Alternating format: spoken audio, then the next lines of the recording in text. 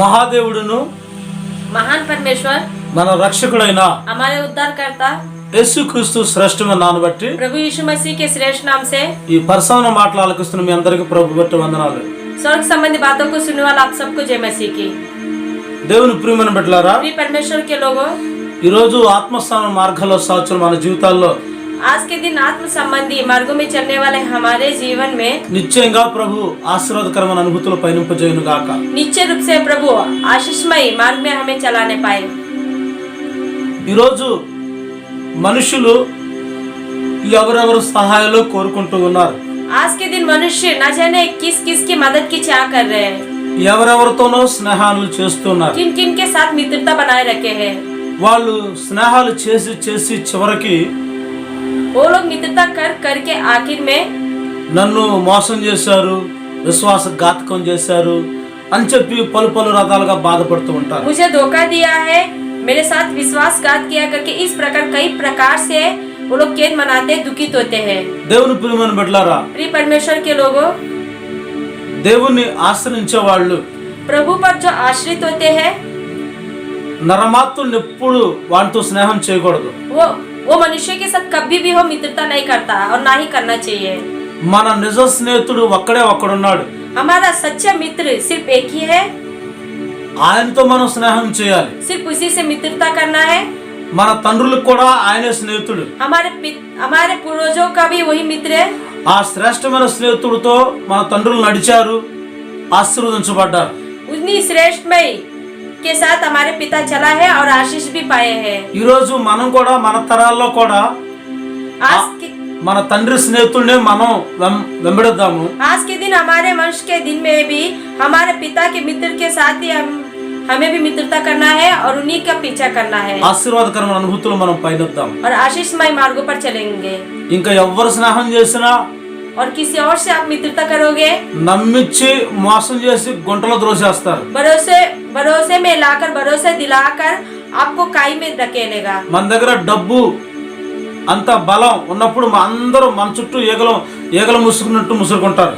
जब तक हमारे पास धन और बल रहेगा तब तक सभी लोग हमारे चार और मक्खियों की बाटी मनराते रहेंगे। ఎప్పుడైతే మన దగ్గర ధనం బలం తొలగిపోతుందో మనం ఒంటరి వాళ్ళు అయిపోతాం. और जिस दिन हमारे पास धन और बल नहीं रहेगा उस दिन हम अकेले पड़ जाएंगे। అప్పుడు మనం అనొచ్చు, तब हम बोल सकते हैं ఒంటరిని అయిపోయానని చెప్పొచ్చు. अकेला हो गया हो करके। ఆ విధంగా ఈ భూమి మీద మనుషులు ఎవరు స్నేహం చేసినా శాశ్వతమైన స్నేహాలు ఎవరి లేవు. इस प्रकार इस पृथ्वी पर किसी भी इंसान के साथ आप मित्रता करोगे वो शाश्वत नहीं होगा। ఎవరైనా స్నేహం చేసినా వాళ్ళు ఏదన్నా తమ స్వార్థం కోసం వాళ్ళు స్నేహం చేస్తూ వస్తూ ఉంటారు. अगर कोई मित्रता करेंगे भी तो भी वो अपने स्वार्थ के लिए अपने मतलब के लिए दोस्ती करेंगे। కానీ लेकिन ఈ రోజు ఒక స్నేహితుడు మీకు పరిచయంలో ఆశపడుతున్నాను. आज के दिन एक दोस्त से आपका परिचय करवाना चाहता हूँ ఆ యొక్క దోస్తు యొక్క విశిష్టత ఏంటో మనం గుర్తుపడదాం. और उस मित्र की विशेषता क्या है उसे पहचानेंगे। పరిశుద్ధాత్మ పర్యవేక్షణలో ఆ యొక్క మిత్రుల గురించి మనం నిజ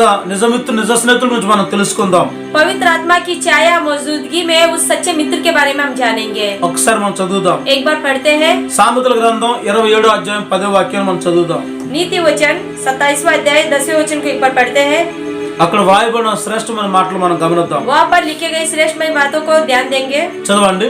जो तेरा और तेरे पिता का भी तेरा पिता का भी मित्र हो उसे ना छोड़ना और अपनी अपनी विपत्ति के दिन अपने भाई के घर ना जाना। घर कभी भी विपत्ति के समय में अपना भाई मेरा भाई करके उनके घर बिल्कुल जाना मत। प्रेम करने वाला पड़ोसी दूर रहने वाले भाई से भी उत्तम है भाई से भी उत्तम है. హల్లెలూయా. దేవుని ప్రియమైన బిడ్డలారా, प्रिय परमेश्वर के लोगों, నీ తండ్రి స్నేహితుడు, आपके पिता का मित्र, నీ స్నేహితుడు वो आपका भी मित्र है, ఎప్పుడు విడిచిపెట్టబాకు. उसे कभी भी मत छोड़ना। నీ తండ్రితో స్నేహం చేసిన వాడినైనా నీతో స్నేహం చేయడానికి ఇష్టపడేవాడిని ఎప్పుడు విడిచిపెట్టబాకు. आपके पिता के साथ जो मित्रता बनाया रखा है और आपके साथ भी जो मित्रता बनाने की इच्छा रखता है उसे कभी मत छोड़ना। ఆ స్నేహితుడిని ఎప్పుడు మన తండ్రులు ఎందుకు స్నేహం చేశారంటే उस दोस्त के साथ हमारे पूर्वज क्यों मित्रता किया है? ఆ యొక్క స్నేహితుడి ద్వారా వాళ్ళు ఎంతో ఆశీర్వాదాన్ని పొందారు. उस मित्र के द्वारा उन्होंने कई प्रकार के आशीष भी प्राप्त की। ఆ స్నేహితుడి ద్వారా వాళ్ళ జీవితంలో జీవాన్ని అక్షతను పొందుకున్నారు. उस मित्र के द्वारा उन्होंने अपने जीवन में जीवन को प्राप्त किया है। ఆ స్నేహితుడి ద్వారా అసాధ్యమైన కార్యాలన్నీ సుసాధ్యంగా మార్చుకుంటూ వచ్చారు. असाध्य रूपी कार्यों को साध्य के रूप में उस मित्र के द्वारा ही बदले गए। అలాంటి స్నేహితుడు वैसे ही वो मित्र है। అయితే అట్లా ఆ తండ్రులు అందుకే వాళ్ళతో ఆయనతో స్నేహం చేశారు. इसीलिए शायद हमारे पूर्व पिता लोग पिता जो है उनसे मित्रता किया है। ఆ స్నేహితుడిని మనం కూడా స్నేహించాలి. उसी मित्र के साथ हमें भी मित्रता बनाए रखना है। అదే విషయాన్ని విడిచిపెట్టొద్దని లేఖనాలు ఘోషిస్తూ ఉన్నాయి. उसी विषय के बारे में आप कभी मत छोड़ो करके वचनों के द्वारा बताया जा रहा है। నీకు ఎప్పుడైనా ఆపద కలిగిందనుకో, अगर आप पर कोई विपत्ति आ पड़े, నీ సొంత సహోదరుడు దగ్గరికి నువ్వు వాడింటికి వెళ్ళొద్దు. अपने सगे भाई के पास मत जाना। నీ పొరుగు వాడే, నీ ఇరుగు పొరుగు వాడే నీ సహోదరుడి కంటే చాలా శ్రేష్ఠుడు అవుతాడు. आपका पड़ोसी ही आपके भाई से कई उत्तम होगा। ఎందుకంటే क्योंकि దూరాన్నున్న ఆ యొక్క సహోదరుల దగ్గరికి వెళ్ళకూడదు. మనం दूर रहने वाले भाई के पास कभी नहीं जाना है। మన పొరుగు వాళ్ళైన మిత్రుల దగ్గరికి మనం వెళ్తే చాలు. हमारे पड़ोस में रहने वाले मित्र के पास जाना ही बेहतर है। కారణం ఏంటంటే इसका कारण क्या है? మన అనుకున్న వాళ్ళు వాళ్ళ దగ్గరికి మనం ప్రయాసపడి వెళ్ళినా ఏం లాభం ఉండదు. जिन्हें हम अपना मानते अगर उनके पास जाएंगे तो भी इससे कोई लाभ ना होगा। మన పొరుగు వాడే వాడికంటే శ్రేష్ఠుడని చెప్తారు. हमारा पड़ोसी उससे कई उत्तम है करके बताया जा रहा है। ఈ విధంగా లోకంలో కూడా జరుగుతూ వస్తూనే ఉంది. इस प्रकार संसार में भी ऐसे ही होता आ रहा है। అయితే దేవుని ప్రియమైన బిడ్డలారా, तो प्रिय परमेश्वर के लोगों, ఈ రోజు మన జీవితంలో మనం గుర్తుంచుకోవాల్సింది, आज के दिन हमारे जीवन में ध्यान देना है, మన తండ్రి స్నేహితుడిని మనం ఎప్పుడు విడిచిపెట్టకూడదు. हमारे पिता के मित्र को हमें कभी नहीं छोड़ना है। మన తండ్రి ఎవరితో స్నేహం చేశాడు? हमारे पिता किसके साथ मित्रता किया है? ఆయన ఆ తండ్రి చేసిన దాని వల్ల కలిగిన లాభం ఏమిటి और उस पिता के मित्रता के द्वारा जो मित्रता उन्होंने की उससे क्या लाभ होगा అని మనం లేఖనాలు పరిశోధన చేస్తే, इस प्रकार जब हम वचनों में स्पष्ट रूप से देखेंगे तो ఎన్నెన్నో సత్యాలు మనకి వాక్యం ద్వారా తెలియచేయబడుతూ ఉంటాయి. कई प्रकार के सत्य वचनों के द्वारा हमें बताया जाता है। హల్లెలూయా, हालेलुया, హల్లెలూయా. हालेलुया। ప్రభువైన యేసుక్రీస్తు వారు కూడా प्रभु यीशु मसीह भी తన శిష్యులకి ఆయన ఏం చెప్తున్నాడంటే, अपने शिष्यों से वो क्या बोलता है? యేసు ప్రభు పరలోకం నుంచి భూమికి దిగి వచ్చిన దేవదేవుడై ఉన్నాడు. प्रभु यीशु मसीह स्वर्ग से पृथ्वी पर आने वाला प्रभु का प्रभु है। అయితే ఆయన శిష్యులతో ఏం तो చెప్పాడంటే, अपने शिष्यों से क्या बोलता है? ఆయన మీరు నాకు దాసులుగా ఉండొద్దు. तुम लोग मेरे दास मत हो। ఎందుకంటే దాసుడైన వాడికి యజమాని యొక్క రహస్యాలు తెలియదు. क्योंकि जो दास होते हैं वो याजक के रहस्यों को नहीं जानते हैं। యజమాని ఆ ఇంటి పెద్ద యొక్క ఆ విషయాలు వాళ్ళకి చెప్పరు దాసులకి. उस घर का जो स्वामी होता है उन विषयों के बारे में दास को नहीं बताते हैं। కారణం ఏంటంటే దాసుడిని దాసుడు స్థానంలో ఉంచుతారు. इसका कारण यह है कि दास को दास के स्थान में ही रखा जाता है। ఇంటి బయటే వాడిని ఉంచుతాడు. उन्हें बाहर घर के बाहर ही रखा जाता है। ఇంటి లోపలికి రానివ్వరు. घर के अंदर आने नहीं देते। ఆ రహస్యమైన విషయాలు వాడికి ఏం చెప్పరు. रहस्यमय बातों के बारे में उन्हें कभी नहीं बताया जाता। దాసుడిని దాసుడు స్థానంలో ఉంచుతారు. दास को दास के स्थान में ही रखा जाता है। వీళ్ళు తినే వేడి వేడి ఆహారం ఆ దాసుడికి ఎవరు? ये जो गर्मा गर्म भोजन का सेवन करते हैं वो भी दास को नहीं देते। వీళ్ళు తినే శ్రేష్టమైన భోజన బల మీద వాడిని కూర్చోబెట్టరు. ये सेवन करने वाले श्रेष्ठ में भोजन पदार्थों का भी सेवन नहीं करने देते, ना ही उस मेज पर बैठने देते। వీళ్ళు విశ్రమించి పండుకునే వాళ్ళ లోపల రూమ్ లోకి అంత పొలాలను వాళ్ళని రానివ్వరు.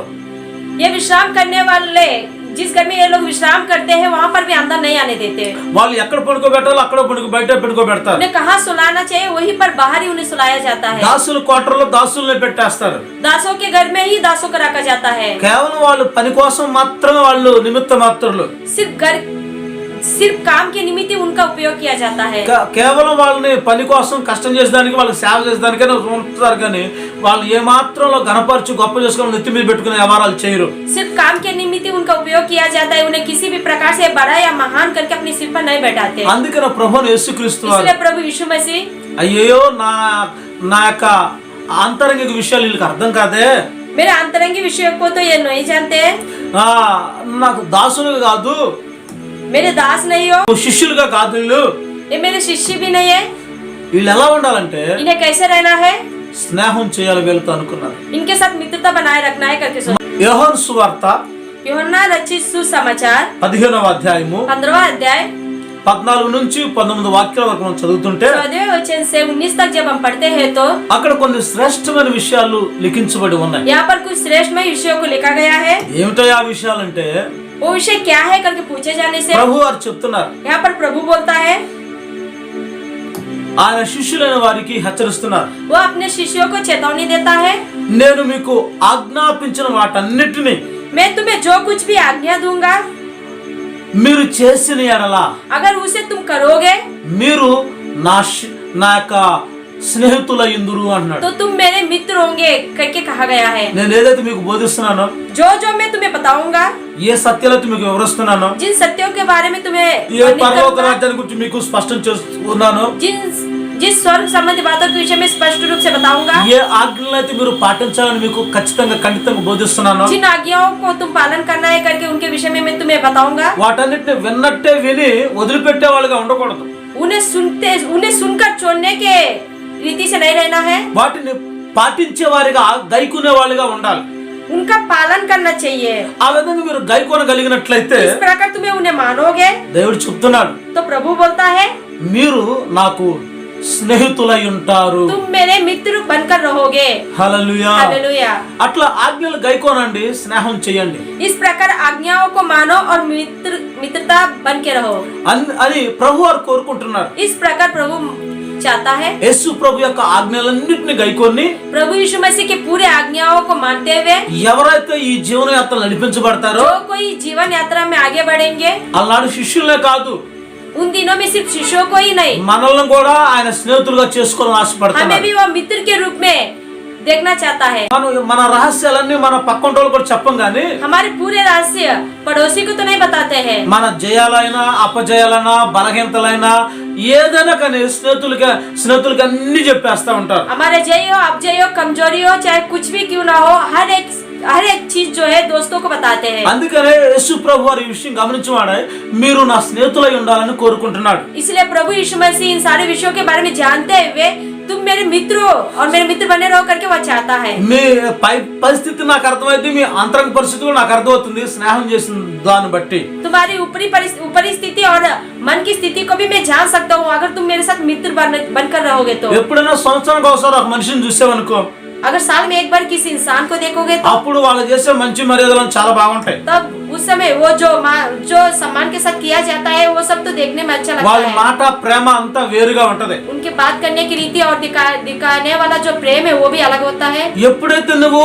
అదే వ్యక్తితో స్నేహం చేయడం ప్రారంభిస్తే, अगर जिस दिन आप उसी व्यक्ति के साथ दोस्ती करना प्रारंभ करोगे तो వాళ్ళ అసలు రంగు బయటపడద్ది. उसका असली स्वरूप जो है सामने आएगा। వాళ్ళలో ఏమేమి లోపాలు ఉన్నాయా, उनके अंदर क्या कमियां है, ఏ విధమైనటువంటి పరిస్థితి వాళ్ళది, किस प्रकार की परिस्थिति है, వాళ్ళ స్వభావం ఏమిటి, उनका स्वभाव कैसा है, వాళ్ళ పరిస్థితి ఏమిటి, उनकी स्थिति क्या है, వాళ్ళ అలవాట్లు ఏమిటి, उनकी आदत क्या है, వాళ్ళు నడిచే నడవడం ఎలాంటిది, उनकी चाल चलन कैसा है, వాళ్ళ జీవిత గమనం ఎలాంటిది उनकी जीवन परिस्थिति कैसी है, అని అన్ని అర్థమవుతా इस ఉంటాయి. प्रकार पूरे विषयों के बारे में जान सकेंगे। అందుకే మన స్నేహితుడు ఎలాంటివాడో తెలిసిపోయింది అనుకో, इसलिए अगर हमारा मित्र कैसा है इसके बारे में जानेंगे तो మనం ఎలాంటి వాళ్ళో చెప్పేయచ్చు.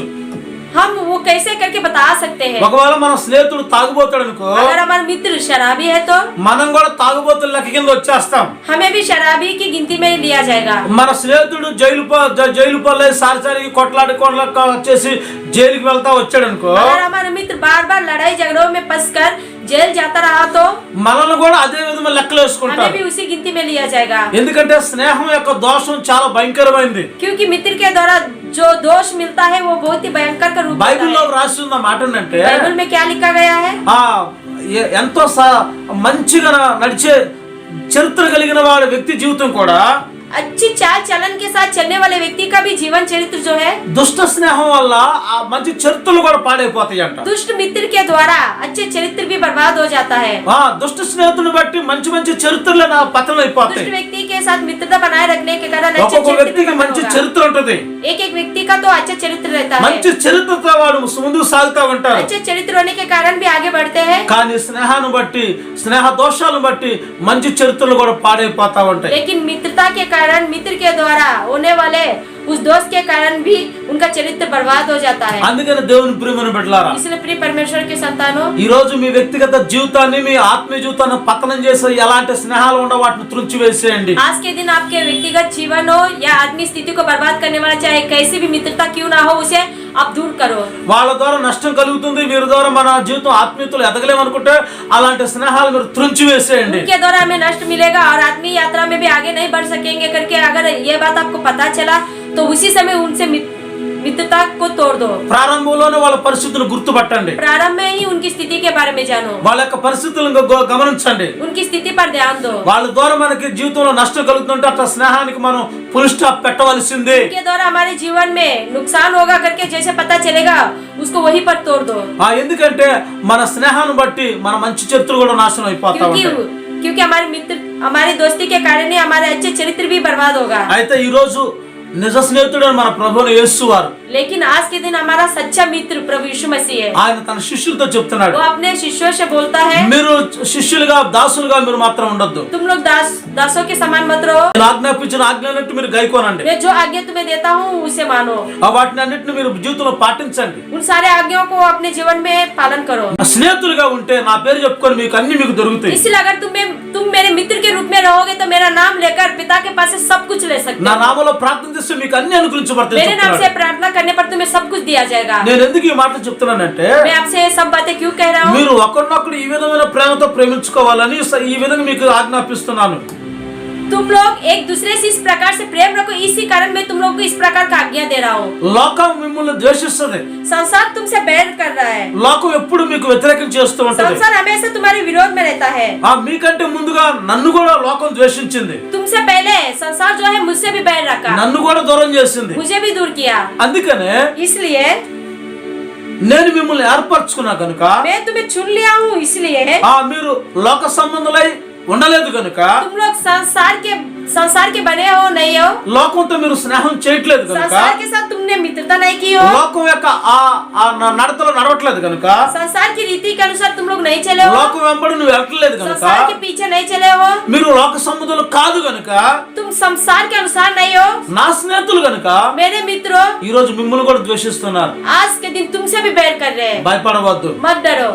ఎలాంటి పరిస్థితులు జడియవద్దు. किसी भी स्थिति से क्यों ना हो, आप लोग मत डरो. ఎందుకు మిమ్మల్ని అంతా మీరు మిమ్మల్ని చూస్తే ఎందుకు అంత పగ ప్రతీకారం నడుస్తుందంటే, तुम लोग को देखने से इतना बैर क्यों रख रहे हैं और तुम्हारे विरोध में क्यों है? మిమ్మల్ని చూస్తే ఎందుకు వాళ్ళంతా బాధపడిపోతున్నారంటే, तुम्हें देखकर वो लोग दुखित क्यों हो रहे हैं? ఎందుకు ఆక్రోశాన్ని క్రోధాన్ని వెలగొక్కుతున్నారంటే, क्यों अपने क्रोध को बाहर रख रहे हैं? మీరు చేసిన తప్పే ये ఉండదు. तुम्हारी गलती नहीं है. మీ యొక్క ప్రవర్తనలో ఎలా లోపం ఉండదు. तुम्हारे चाल चलन में कोई कमी नहीं है. మీ జీవితంలో ఎలాంటి నష్టం కనబడదు. तुम्हारे जीवन में किसी भी बात की घटी या नष्ट नहीं है. కానీ ఎందుకు ద్వేషిస్తున్నారంటే, लेकिन वो लोग तुमसे क्यों द्वेष रखते हैं? మీరు నా స్నేహితులు గనుక, तुम लोग मेरे मित्र हो. इसीलिए నేను మిమ్మల్ని ఏర్పరచుకున్నా मैंने గనుక, तुम्हें चुन लिया है. మీరు నా ఆజ్ఞలు గైకుంటారు గనుక, मेरी आज्ञाओं को तुम मानते हो. అందుకనే లోకంతో మీరు స్నేహం చేయట్లేదు గనుక, और संसार से तुम दोस्ती नहीं रखे हो.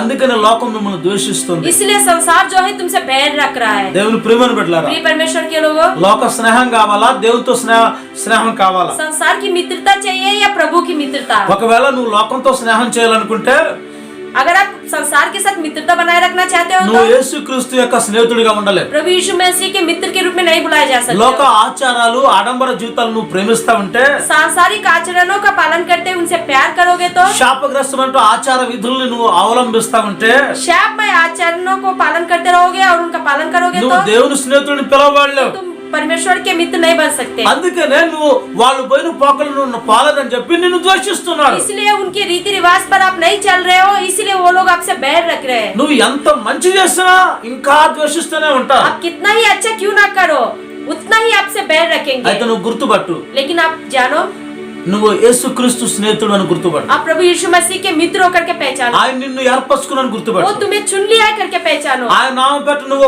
ఫలభరితమైన జీవితం చేస్తానని గుర్తుపట్టు. उसके नाम के निमित्त फलवंत रूपी जीवन को बिता रहे हो करके स्मरण करो. ఆయన దాసుడుగా నువ్వు ఆయనకు స్నేహంగా ఉన్నావు అని గుర్తుపట్టు.